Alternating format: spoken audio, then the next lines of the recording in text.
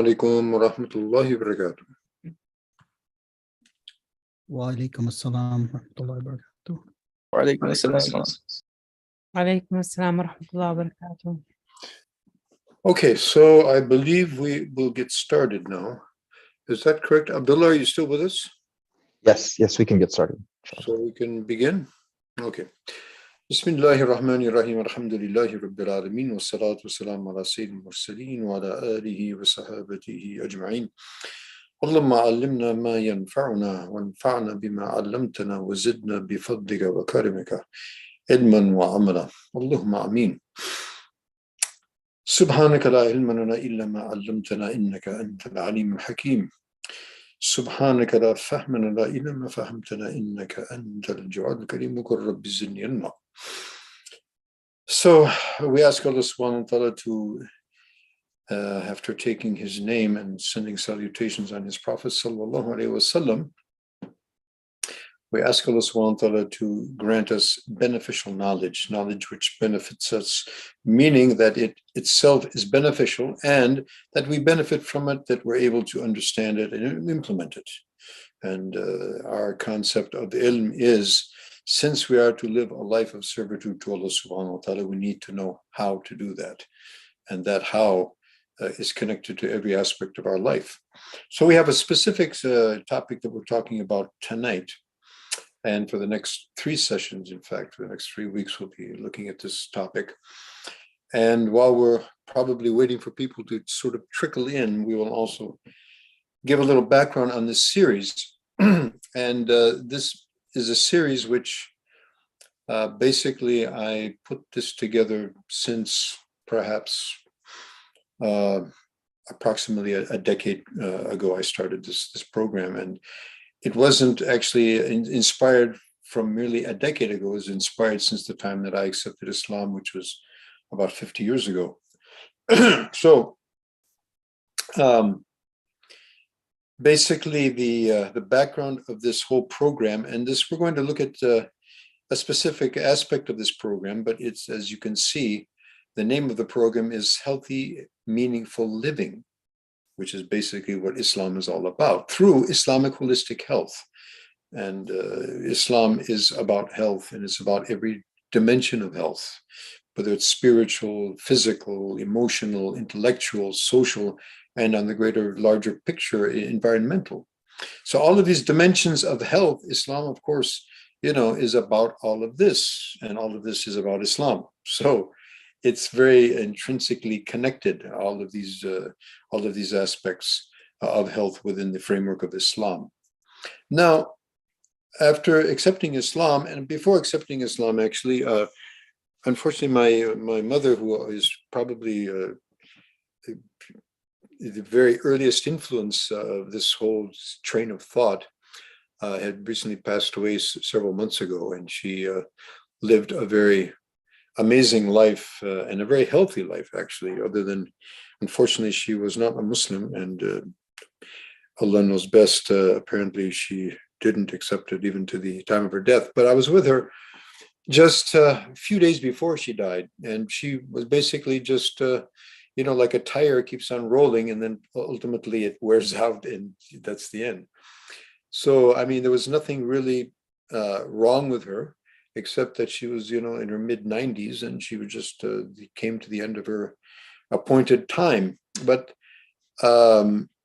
she was a very early proponent of the natural sort of food revolution and organic gardening revolution that sort of took its roots back in the 1950s. And she was a student of one of the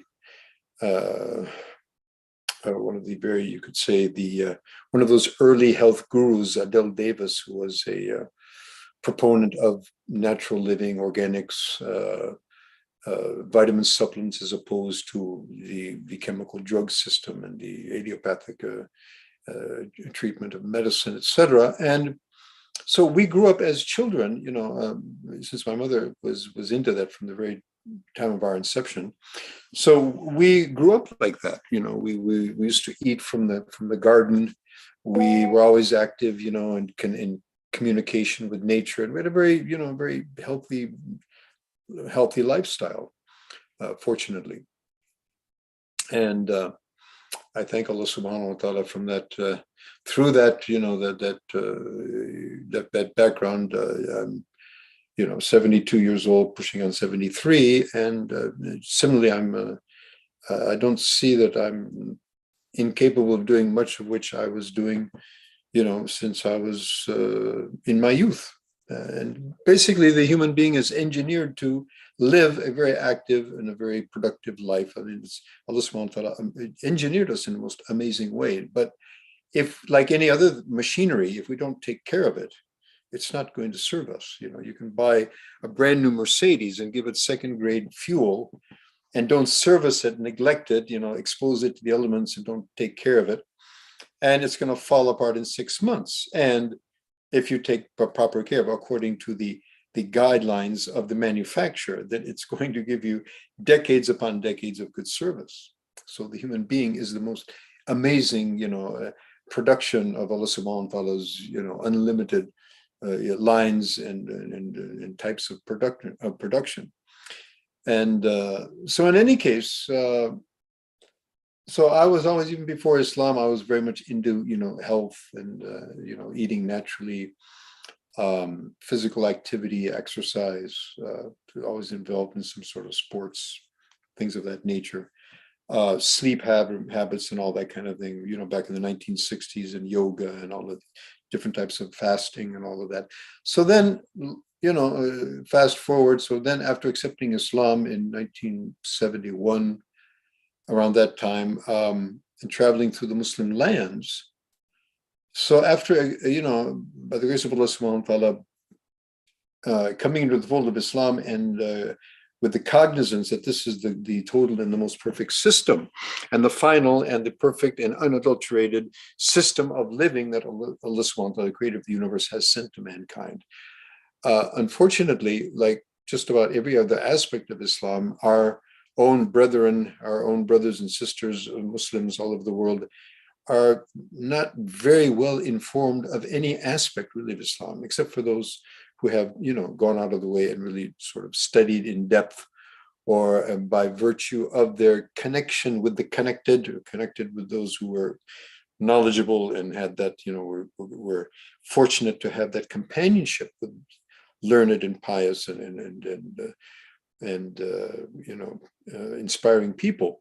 But the commonality of the Muslim ummah, very unfortunately, as Nabi Sallallahu once mentioned in the hadith, that the other ummats, the other nations will, gather around and just sort of gobble us up like guests at a feast, and the Sahaba were quite amazed and shocked. Well, and they thought, well, Ya Rasul, min qillatin ya Rasulillah, is that because we're going to be few in number? He said, no, you'll be quite a large number.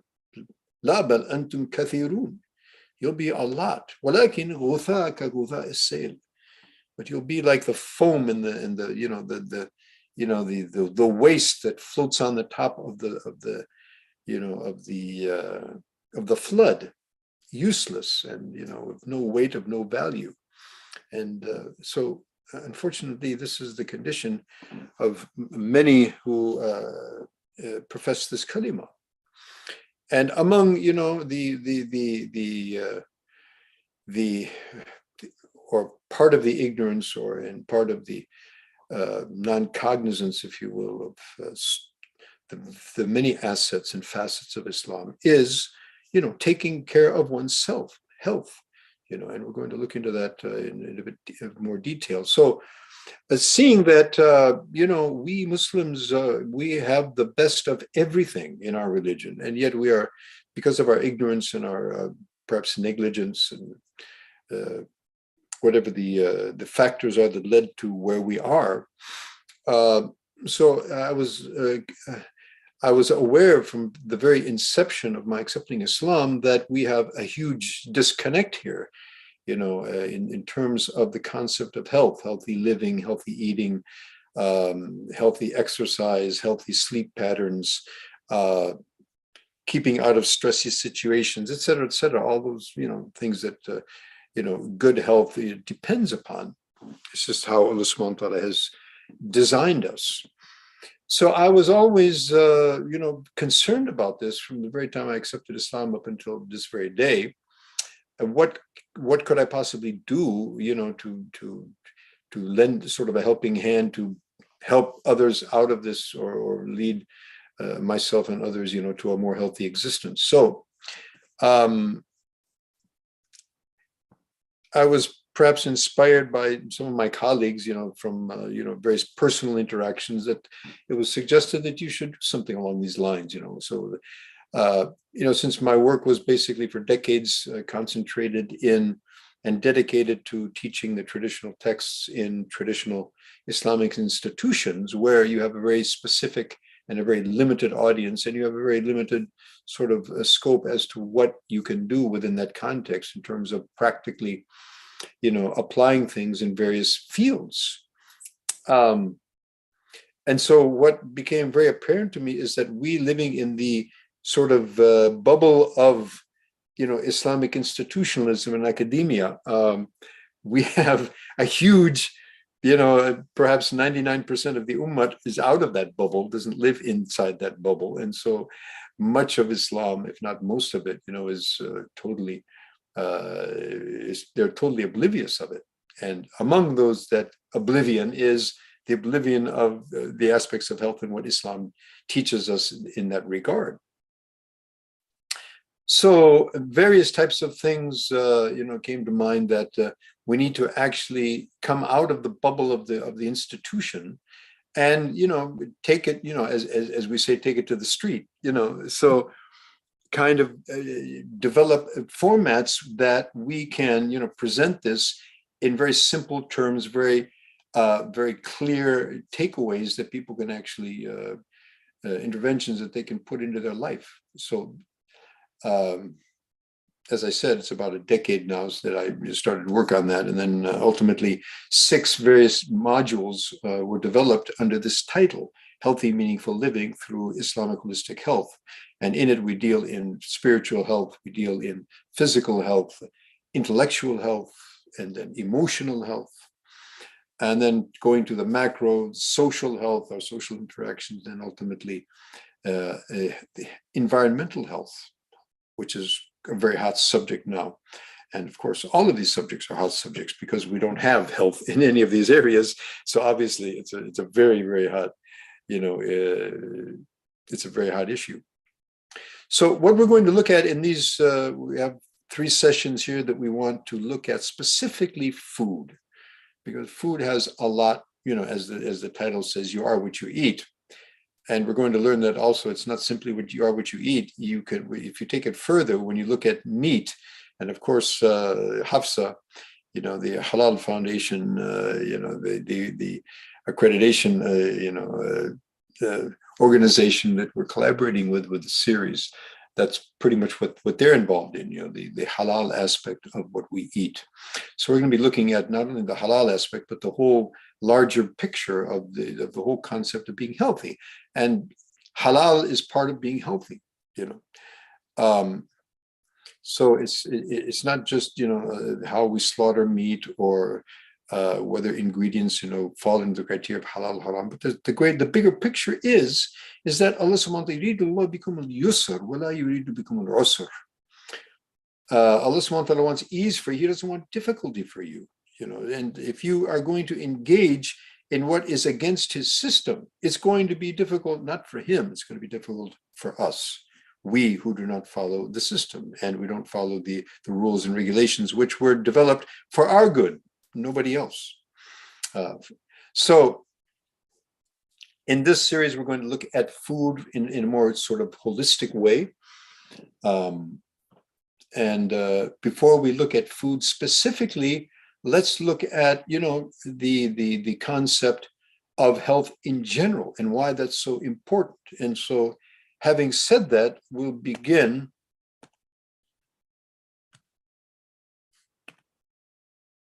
So consider, okay, the body. And eating is all about feeding the body, basically. So the body, what is the position of the body in Islam? The body is the carrier of the ruh. The body carries the ruh, which is the essence of the human being. And unfortunately, in today's modernity, most of the world living under the paradigm of we are from material, and it's about amassing material, and it's basically a material existence. And so everything that we, as the Quran also mentions, يَعْلَمُونَ ظَاهِرًا مِنَ الْحَيَاةِ الدُّنْيَا, they know what is apparent from the worldly life, because that's what they see. So what generally people, most of the people on the planet at this point in time, if not any given time, in the history of mankind, they tend to believe in what they see, what they can see, what they can understand, what is ascertainable through the senses, what we see, what we hear, what we can touch, taste, all right, fits into our little human logic. So we can do what is metaphysically untraceable, it doesn't come under our human radar. So we tend to deny it. If we don't see it, it means it doesn't exist as far as we can ascertain. But absolutely, that's not the case. And the most stark, example of that is the ruh.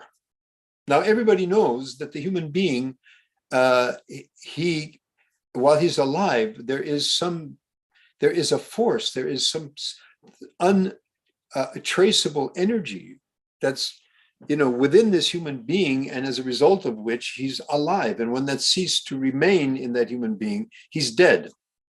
Now, science has not been able to put its finger on that. It doesn't show up on any of the radar, it doesn't show up on your on X-rays and on MRIs or any other thing.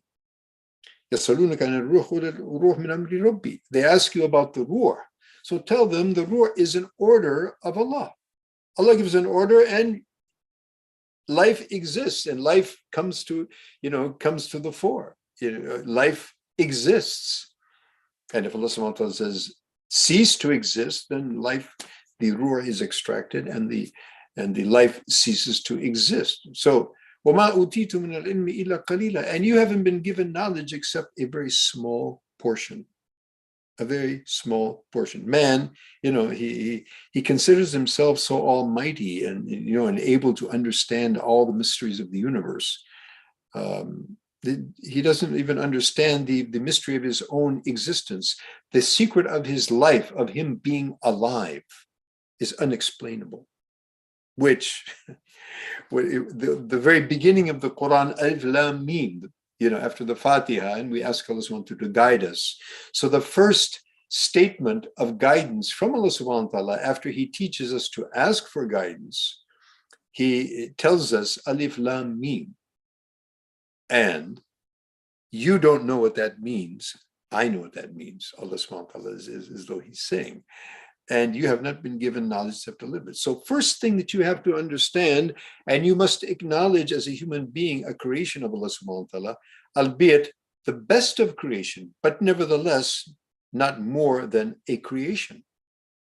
And you have not been given knowledge except to the extent that has been given to you, which is a very small portion. And you must acknowledge that. And so that's kind of one of the takeaways from the beginning of the Quran with these, what we call huruf al-muqatta,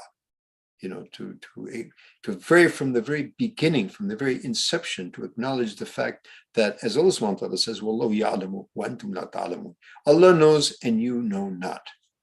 So once we negate our knowledge, our understanding, our logic, and then we say Allah knows and we know not, then we open ourselves, we become recipients, we become qualified to be the recipients of divine knowledge. Allah subhanahu wa ta'ala will grant us knowledge that as he likes.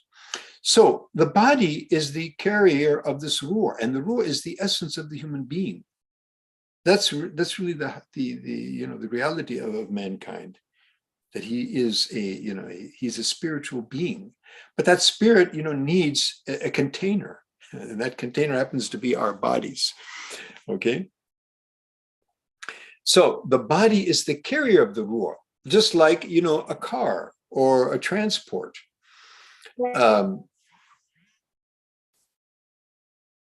So the car is not the focal point. It's the one who drives it, the one who's being carried in the car. But nevertheless, the car is important.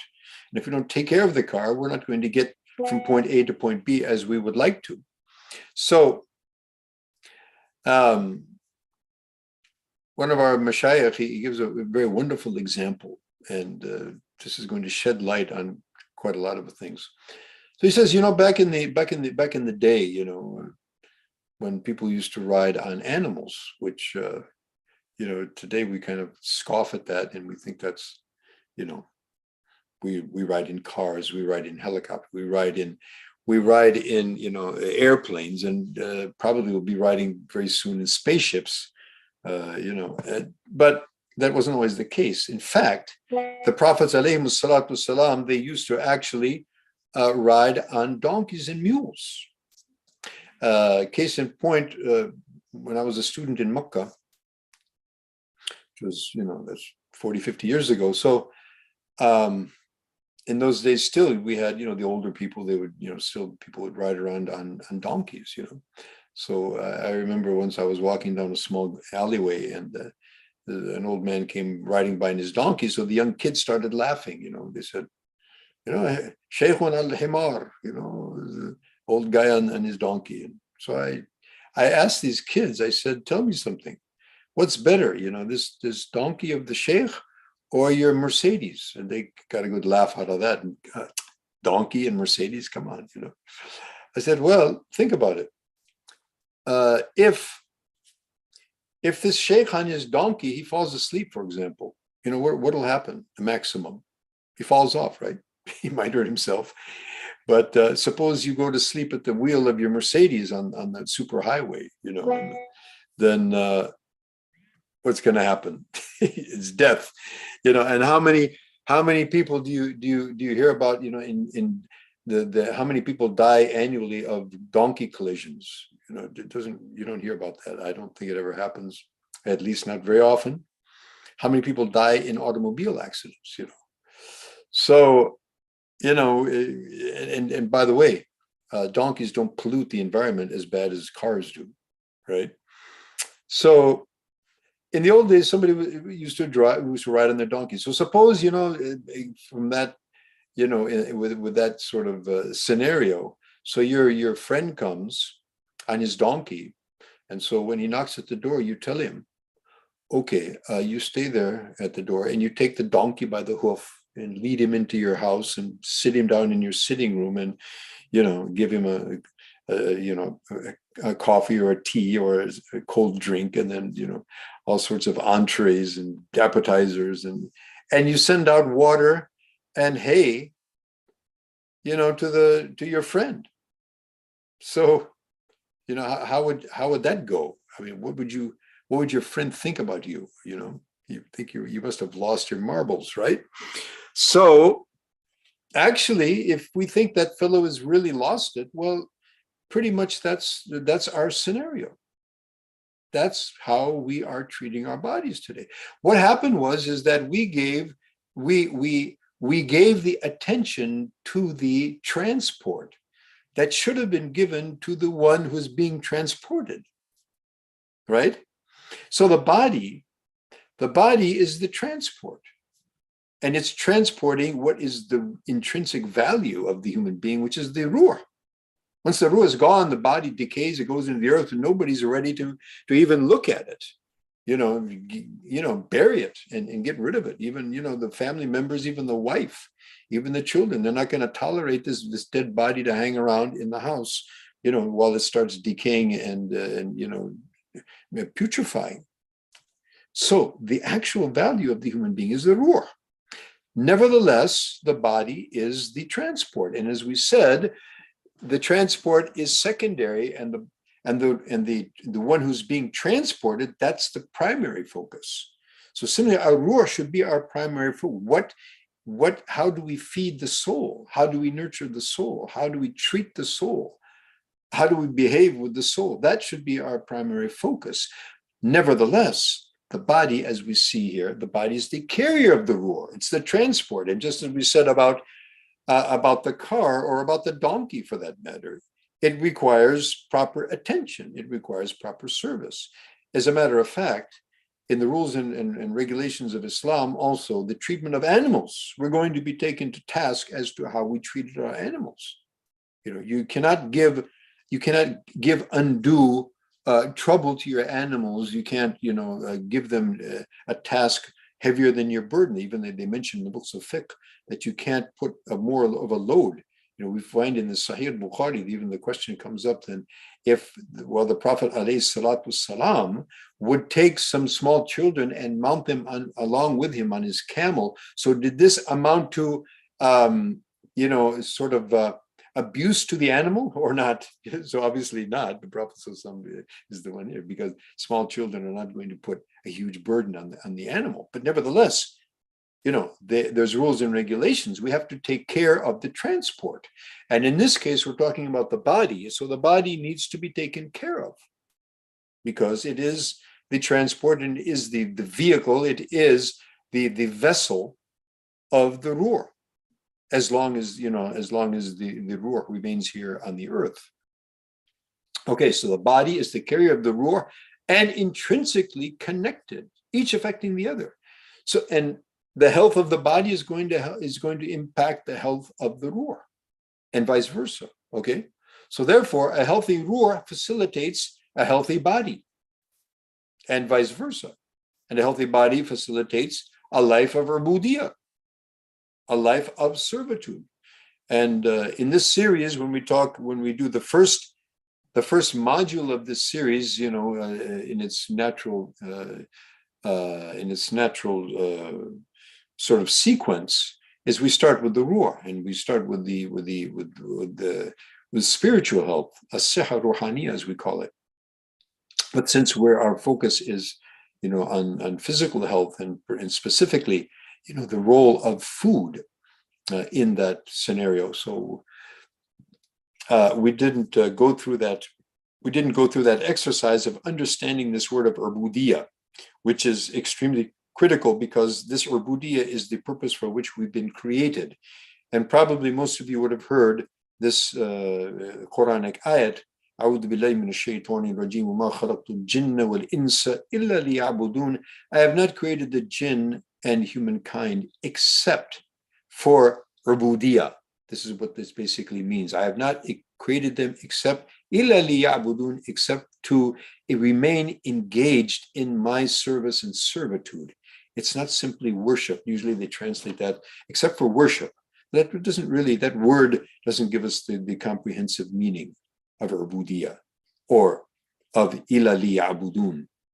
Ila liya'budun, it is a fi'l mudari, it is a continuous tense, meaning now and continuously. So I have not created the jinn and the men except to be continuously attentive to me, number one, and being attentive to me and understanding and learning what it is that I want from them in any given moment, in any given situation, in any portfolio of their life, in any scope of their life, and engage in that, right? So if we have a healthy body, it's going to help us, live a life of servitude to Allah subhanahu wa ta'ala. If we have an unhealthy body and we're suffering from all types of,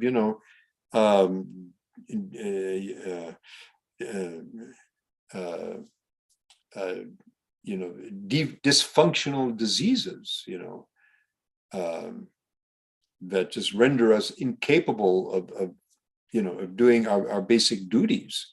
So it's going to be a big issue. So a healthy body facilitates a life of ubudiyya, and an unhealthy body is going to make living a life of ubudiyya quite difficult. Now, beyond that also, let us reflect on this, that the body is not yours, it is an amanat. That's another thing. We don't look at it this way. And particularly in the West now, this slogan, it never ceases to amaze me. We have, it's my body.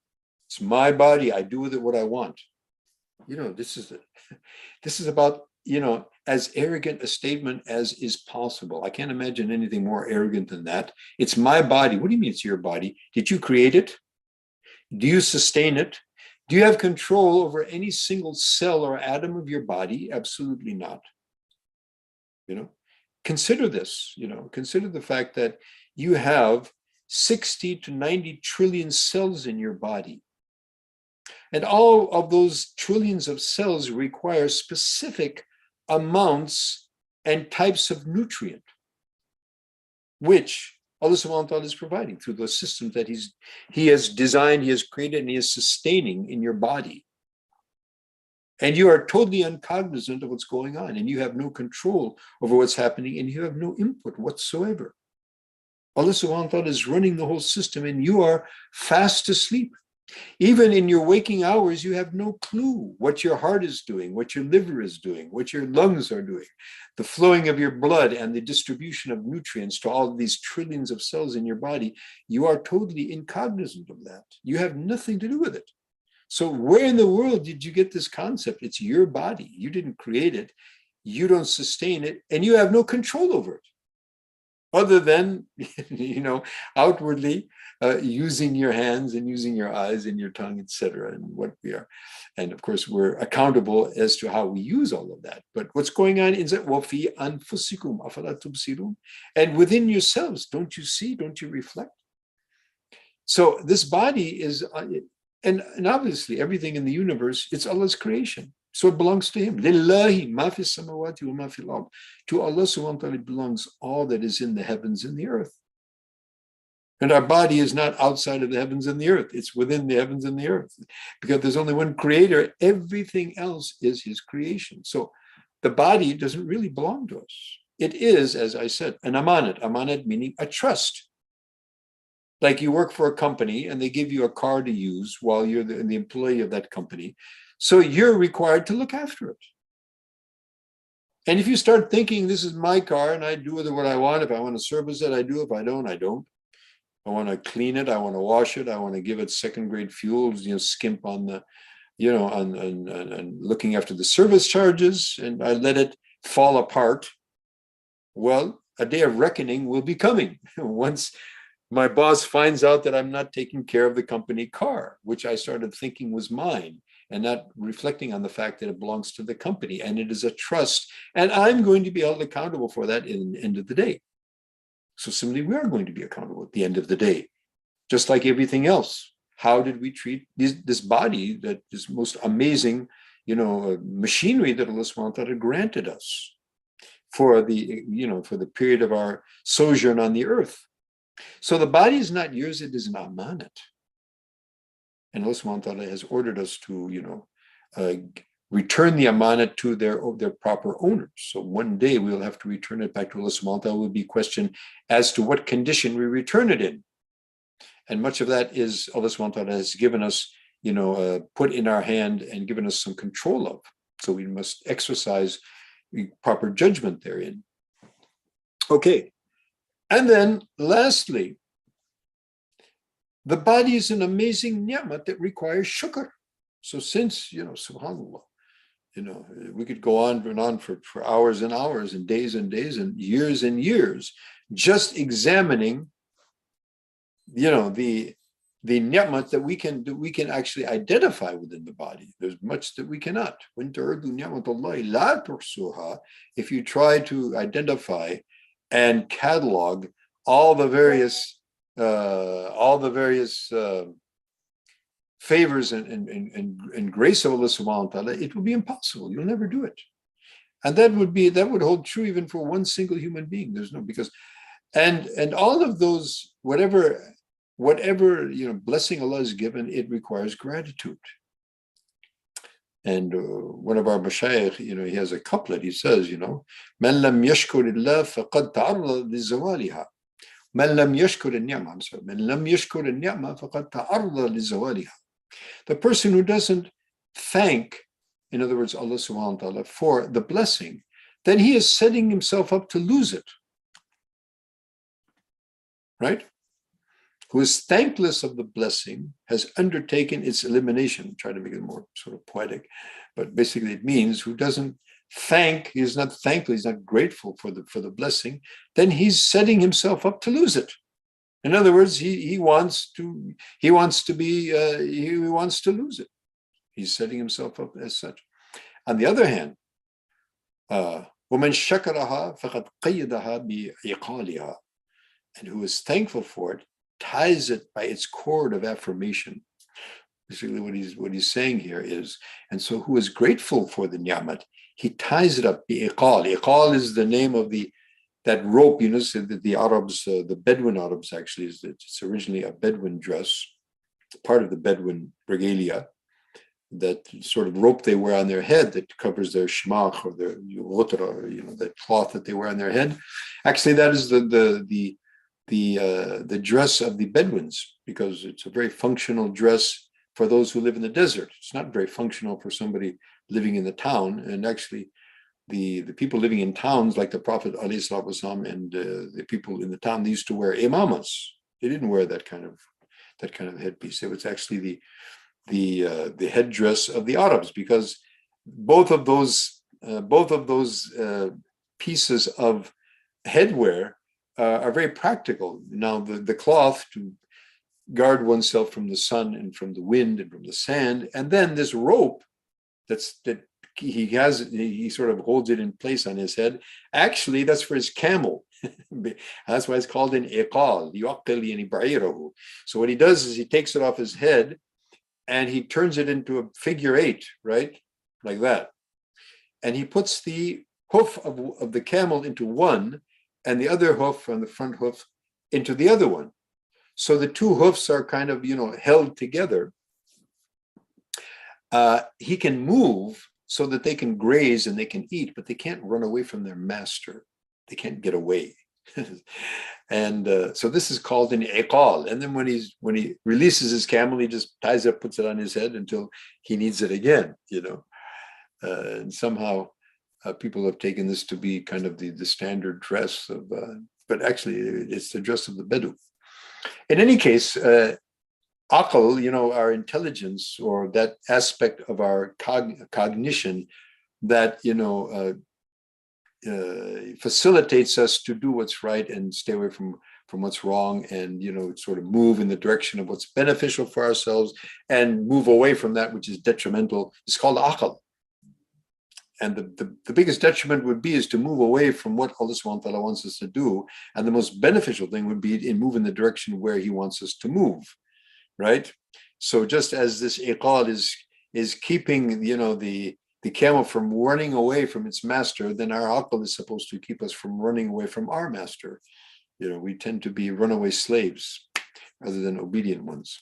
So in regard to, just of course, sort of a recap for that, so the body is the carrier of the ruh, and it's intrinsically connected, each affecting the other. So a healthy ruh, it facilitates a healthy body, and vice versa. And so for a healthy body will facilitate and help us. It will be a great boon and help us to live a life of servitude, or budia. Furthermore, the body is an amanat, is in a trust. It doesn't belong to us, actually. It belongs to Allah subhanahu wa ta'ala, and we're going to be accountable as to how we treated it, how we looked after it, as any other trust would be. And lastly, the body is an amazing ni'mah. It's an amazing bounty and blessing from Allah subhanahu wa ta'ala. In fact, it is not simply a blessing, it is a conglomeration of unlimited blessings, which all require gratitude, shukr. May Allah subhanahu wa ta'ala give us all tawfiq. So who is more fit is more able to do righteous works. It stands to reason. Not to say that a person who is by the decree of Allah subhanahu wa ta'ala, maybe somebody is, they have a physical handicap, somebody may be tested by Allah subhanahu wa ta'ala with blindness or loss of a limb or loss of some aspect of their health is out of their control. And of course, one will do the best that one can in that situation, but nevertheless, it'll be more difficult. A person who is healthy, fit, and he has lots of vitality and vigor, then he's going to be more prone to, carrying out, if he is internally motivated, of course, to utilize his physical strength and well-being, towards acquiring the pleasure of Allah subhanahu wa ta'ala. So who is more fit, more able to do righteous works and please Allah subhanahu wa ta'ala at higher levels, inshallah ta'ala. Again, provided that his internal, his heart is aligned with that. If his heart is blackened, then it's probably not going to help him at all. It's probably going to take him farther into the abyss of sin. But given that if his heart is healthy, and that's why we start with that, and that's the first module, and then usually we come to this module. So we're assuming that the heart of the mu'min, would be healthy. And so with a healthy heart and with a healthy objective and a healthy connection with Allah subhanahu wa ta'ala. So now with a healthy body, it's going to facilitate he or her to, be all the more capable of, racing towards Allah subhanahu wa ta'ala, as the Quran, invites us to do. Sari'u, sabiqu. Allah subhanahu wa ta'ala exhorts us to compete, in fact, in righteousness and excellence. And this is a very interesting aspect of the human nature, that we have within our nature this desire to compete with one another. And just like any other natural tendency, if that natural tendency is directed in the proper direction, it's there for a purpose. But if it's not rightly guided, it will, rather than take us towards a meaningful purpose, it takes us towards an abyss of sin or detriment, or perhaps even our destruction. So the competitive nature that we have, if we're rightly guided, would be set upon competing with one another in righteous actions, as Allah subhanahu wa ta'ala invites us. وَلِذَلِكَ فَلْيَتَنَافَسِ الْمُتَنَافِسُونَ. For that, after the mention of the paradise and all that to be attained, and to be, all the felicity to be acquired therein, after Allah subhanahu wa ta'ala mentioned that, it said, for this is what we should compete for. Okay? Jannatin, arduha as-samawat wal ard, compete for a paradise, the expansiveness of which is the expanse of the heavens and the earth. People live their whole life to retire on a 1,000-foot, or maybe an acre or a few acres of plot, somewhere, in Wonderland somewhere, wherever people think that might be. And, they work the whole life, and maybe they reach that, objective or not. And even so, that's in their end of their life, and how much are they going to enjoy and for how long.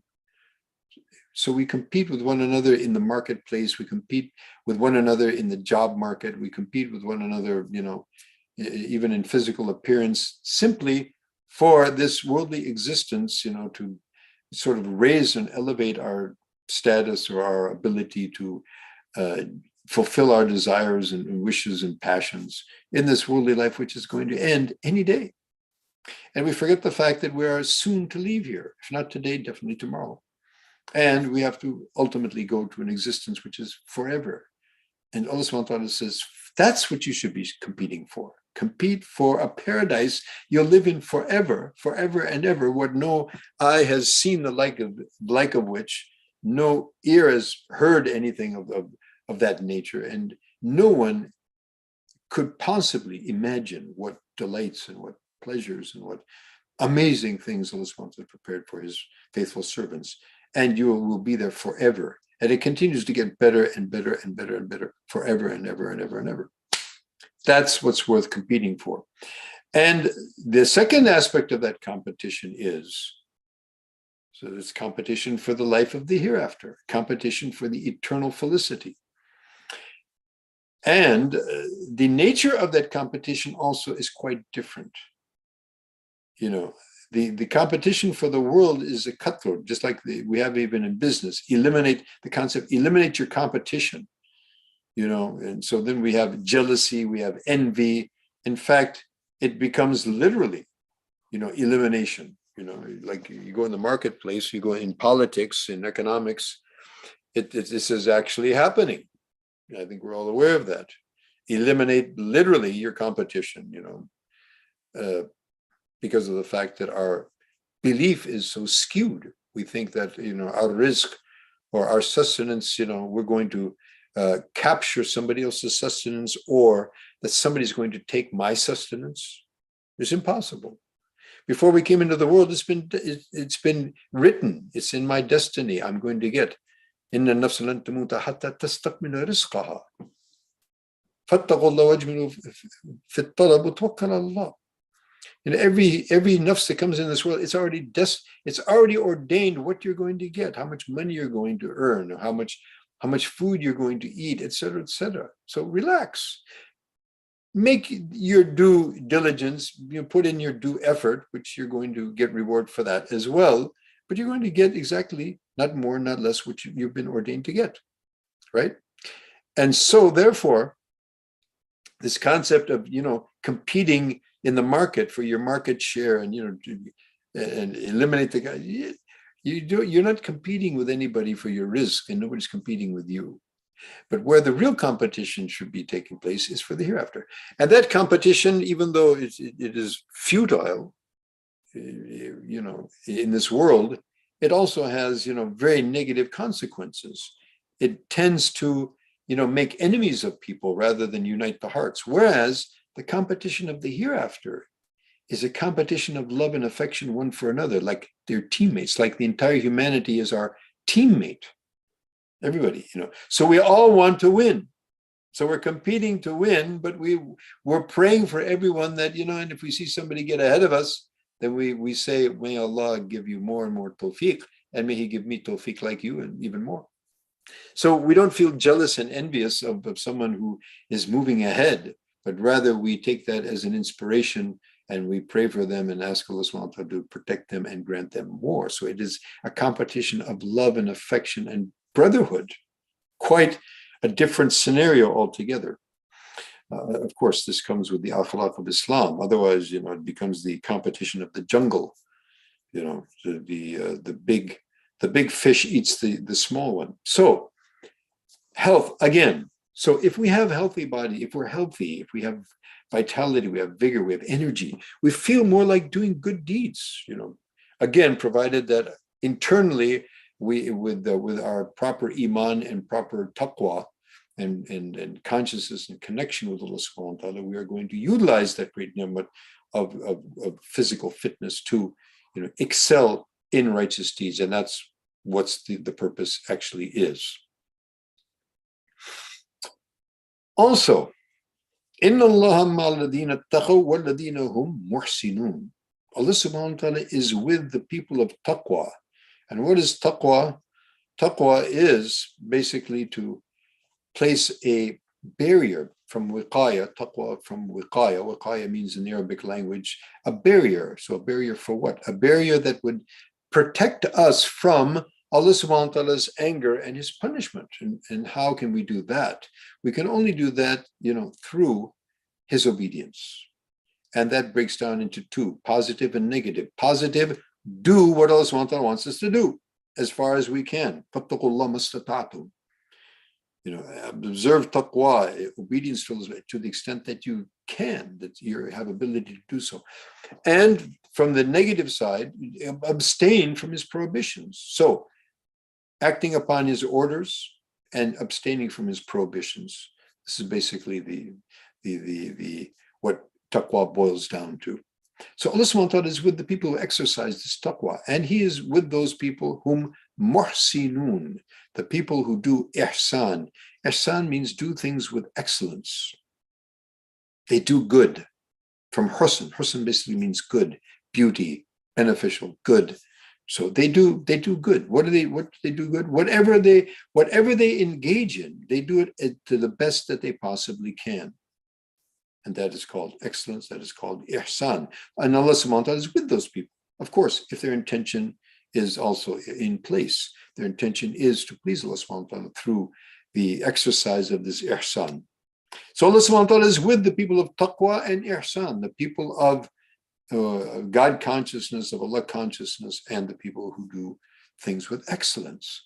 So ihsan needs strength and vitality. Again, if we're feeling fatigued, if we've got these, as we call it in Arabic, these amrad al-muzmin,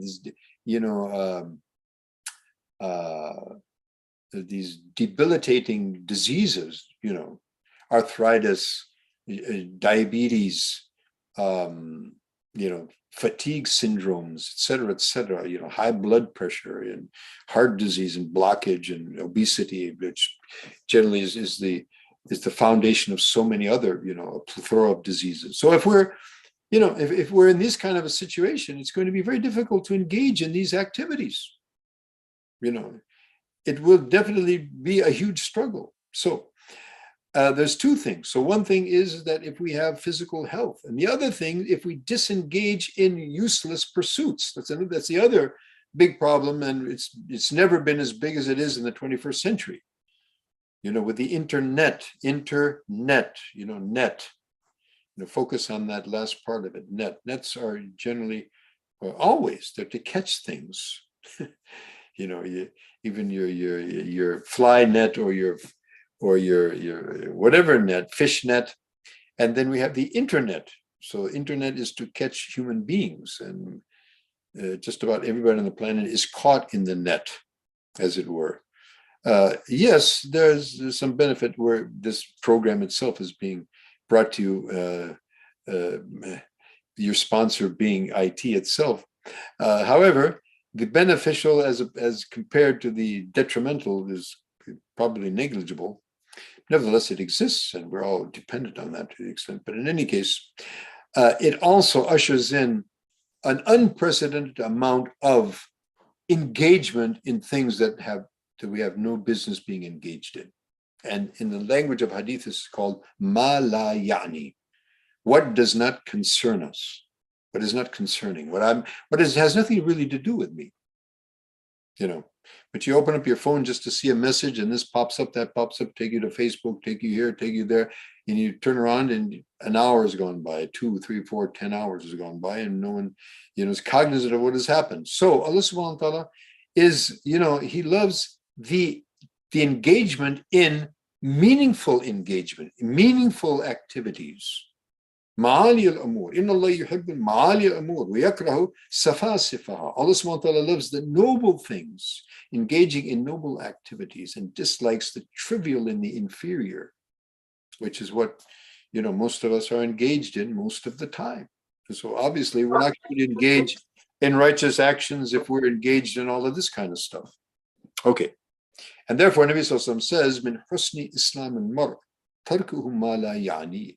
And one of the excellent characteristics of one's Islam, and an indication that one has really understood Islam and is really practicing it on a practical implementation, and he has understood his objective, it's kind of a KPI, if you will, it's kind of an indicator that this person is in the know, is that he will shun that which does not concern him. He's not going to get caught up in these things on Facebook and, on the various YouTube programs and what have you, and all this other stuff that's floating around, 24/7, 365 entertainment, which is, pretty much sort of just overcome most of humanity. So health also is, as we mentioned, it's not simply doing things, but it's also disengaging with what we shouldn't be engaged in, whether it be edibles, whether it be activities, whether it be thoughts. So engaging in what is important and is pleasing to us, and disengaging which is unimportant and unpleasing and non-pleasing to Allah subhanahu wa ta'ala. We have a few minutes, I think, at this point, because we would now be going into what the Quran and Sunnah and our ulama and others have to say about physical health in general. Before we go into that, which is going to be in our next session, if we have some questions, and I see we have some things here in the chat.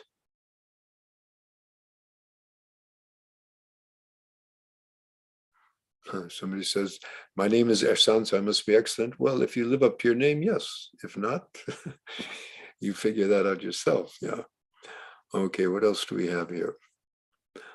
I'm not able to hear anything. I hope that's been fixed. Okay. Is there any question about the content that we've covered up to now? If there is, you may send that to the chat. And I'm assuming that, inshallah, our brother Maulana Abdullah will provide some sort of mechanism that probably people will, in reflecting on tonight's discussion, some questions may come up, or some discussion that they would feel that they need to engage in might pop up. So if that be the case, then we need to have some mechanisms. So hopefully Maulana Abdullah will circulate something, come up with a mechanism for some sort of a platform so that we can address questions or discussions can be engaged in. Okay. Okay. Assalamu alaikum, Shaikh. What was the first Quran you had mentioned? It was not included in the slide. What was the first Quran you had mentioned? The first Quranic ayat that I mentioned? Yeah, probably I mentioned وَمَا خَلَقْتُ الْجِنَّ وَالْإِنسَ إِلَّا لِيَعْبُدُونَ.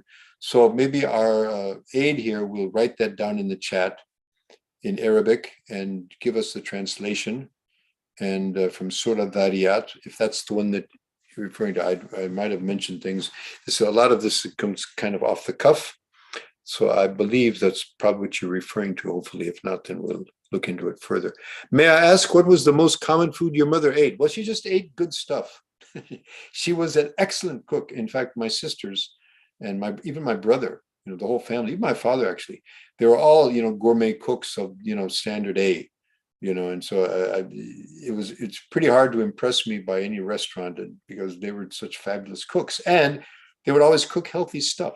So vegetables, fruits, good organic stuff, meats, pretty much everything. And we're going to look into that in more detail, and we're going to look at that a holistic approach at diet rather than some of these fatty type of diets that. But we're going to look at what are good things to have, but just basically a balance. We'll be talking about this in more detail as we move on, inshallah, as we go. Yeah, but basically just good stuff. And one of the things was she was an organic gardener. In fact, she was a master gardener, certified both in Washington State and also in Colorado. And so she was always engaged. She used to we were always growing when we were small children. We used to eat right out of the garden. There's nothing better than that, right? And of course, organically, she used to look after the community gardens, which is another great concept that we Muslims should engage in that. I would like to know, how can I increase taqwa? Oh, that is a great thing. Basically, if we get, I have a few slides. That's a lifelong endeavor. But basically, the more good deeds that we do, and the more that we shun the disobedience of Allah, the more our taqwa builds. And this exercise of fasting in Ramadan was basically, essentially, to develop taqwa. This institution of fasting, the main objective of it is to develop the taqwa, because when you're fasting, it facilitates you. And we're going to look at this because that section comes up in this presentation, probably the next one. In the next couple, we will look at that and why fasting is such a huge facilitator of taqwa. So, but basically, the concept is the more good deeds you do, the more your iman develops. It's connected with iman, And our iman increases with obedience, it decreases with disobedience. So taqwa is an imani characteristic. So if our level of iman raises, obviously our taqwa will raise. And iman raises by the more we engage in Allah's obedience and abstain from his disobedience. So that's basically the sum. But it's a lifelong endeavor, and it's a lifelong struggle. And we all struggle, myself included, with that. And that's that's very core to being human, part of our portfolio. Can you explain ubudiyya again? Ubudiyya, so just keep this in mind. Ubudiyya comes from abd. Abd means a slave, right? So basically, ubudiyya is acting like a slave. Just really kind of a gross, sort of, just definition, if you will. Just acting like a slave. And how does a good slave act? He's obedient to his master. So a life of ubudiyya is this, it's a consciousness of mind and heart, right? It's a state of mind and heart where I'm cognizant that I'm a slave of Allah, and I'm trying to act like one. And how do we act like a slave? Allah says, do it. He says, don't do it. We try not to do it. Okay. So that's pretty much, yeah. Will exercise be discussed at all?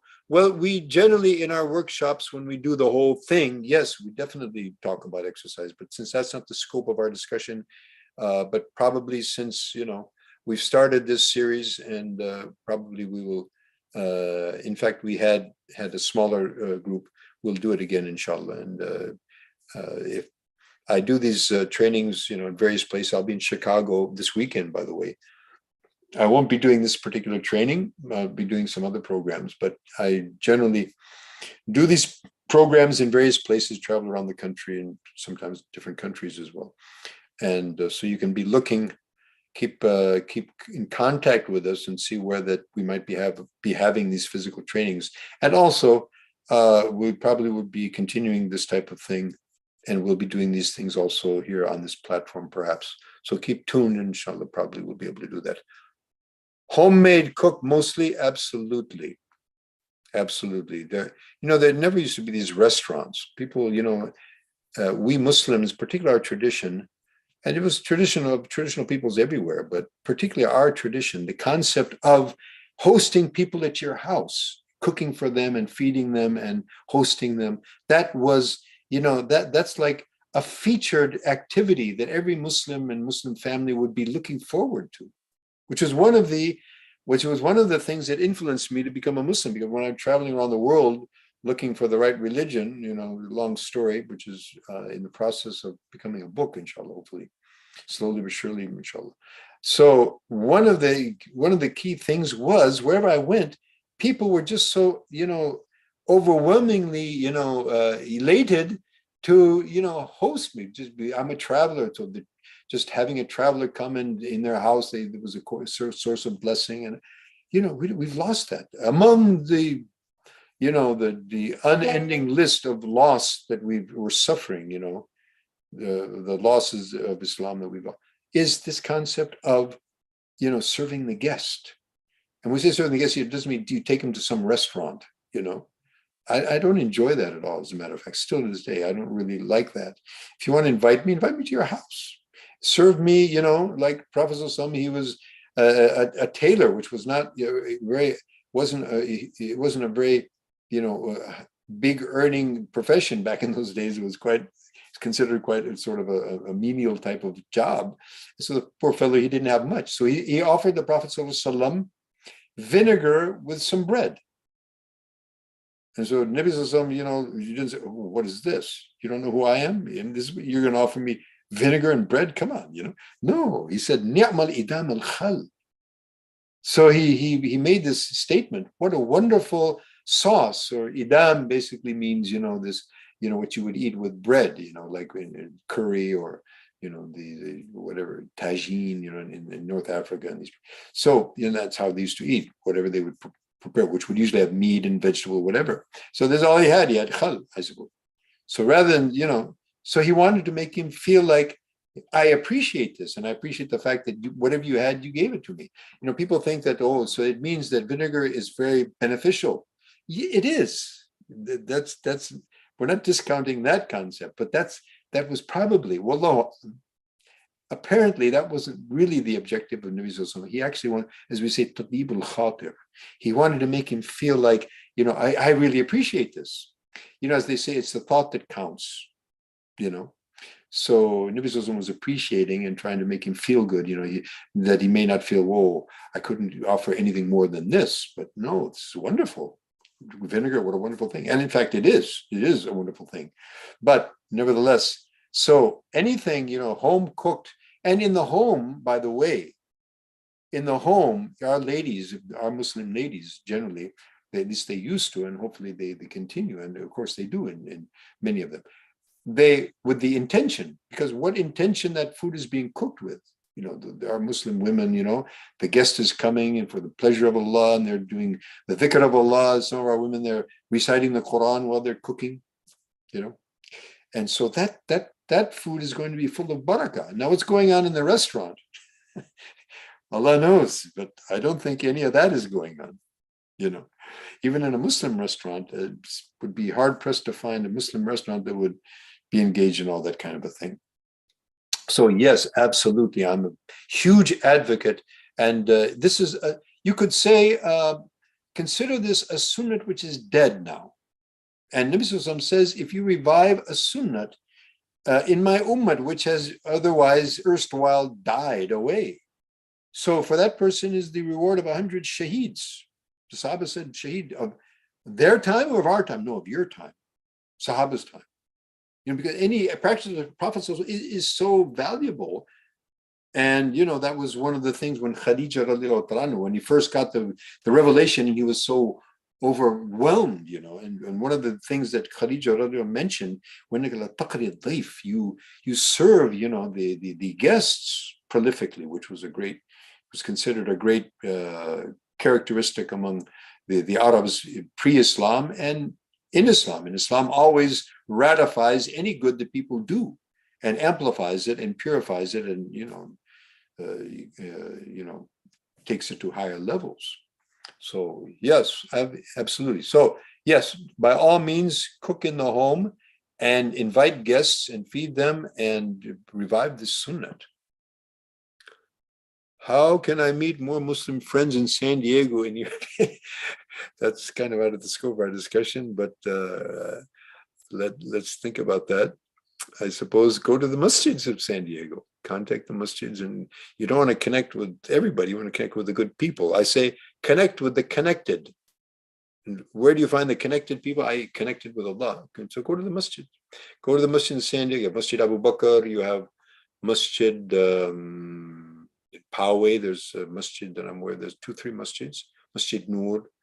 So go to the masjid. Find out the masjid. You just get your Google thing, and find the masjids, go there, and you'll definitely, meet a lot of Muslims there, inshallah. Bidnillahi ta'ala. Okay. What else do we have here? How to deal with an angry, pessimistic parent as a 24-year-old who wants to. Oh, so this is going to take a little. So what we'll do is, I'm requesting Maulana Abdullah that you save these questions and send them to me one way or the other, and let's come up with a mechanism, because we'll try and answer these questions. They might be like in the form of voice messages or something. We'll come up with something, inshallah. Yeah, mashallah, wonderful. Yeah, these are wonderful questions, mashallah, but it's going to take some time. So what we'll do is, we will, inshallah, bidnillahi ta'ala, I'm counting on my backup team here, come up with some mechanism for that, a platform, and we will attend that. And it will be easier for me to answer these things in voice messages.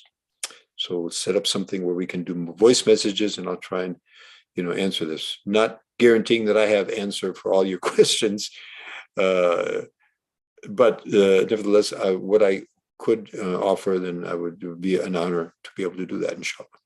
Okay, so I think we've gone quite a bit past our time, which I don't mind that, but probably some people may. So we want to keep within our time frame. And again, since hopefully this won't be the last program, this is a kind of a short program, but hopefully this is the start of a long journey for all of us, and perhaps the numbers may increase and we can continue this good works, inshallah.